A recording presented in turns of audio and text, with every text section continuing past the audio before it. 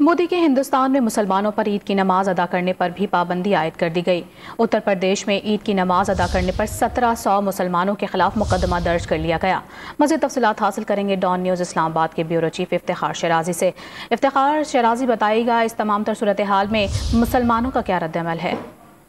जी, भारत में हिंदू इंतहा पसंद बीजेपी की सरकार जब से आई है, वहाँ पे अक़लियतों के लिए, बखुसूस मुसलमानों के लिए अरसा हयात बड़ा तंग हो रहा है।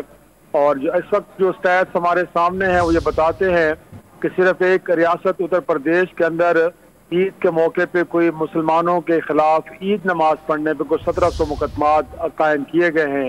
ये जो मुख्तलिफ इलाके बताए जा रहे हैं उसमें कोई बाबूपुरा है और इसी तरह बिजरिया का इलाका है, बाजमाओ का इलाका है। इन इलाकों में मुसलमानों को सिर्फ इस बुनियाद पे कि उन्होंने नमाज ईद अदा की है, उनके खिलाफ को 1700 मुकदमात कायम किए गए हैं।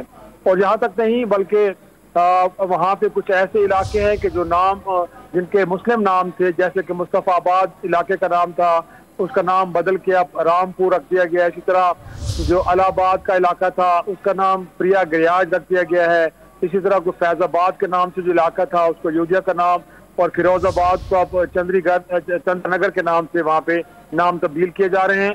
तो इससे पहले हमने देखा है कि गाय का गोश्त खाने पे कई मुसलमानों को सरेआम कत्ल किया गया, और अब वहाँ पे जो मजहबी जो रसूमात की अदायगी है या नमाज की अदायगी है उससे भी रोका जा रहा है। इससे पहले हमने देखा है कि खुलेआम नमाज पढ़ने पे पाबंदी लगाई गई, और अब ईद की नमाज अदा करने पे उत्तर प्रदेश के रियासत में 1700 मुकदमात कायम किए गए हैं। जी ठीक है, तकरीबन 1700 मुसलमानों के खिलाफ ये मुकदमात दर्ज किए गए हैं नमाज ईद की अदायगी के हवाले से, और इसके बाद मुसलमानों में काफ़ी ज़्यादा गम और गुस्सा भी पाया जाता है। इस पर बात कर रहे थे इस्लामाबाद के ब्यूरो चीफ इफ्तिखार शराजी। बहुत शुक्रिया आपका।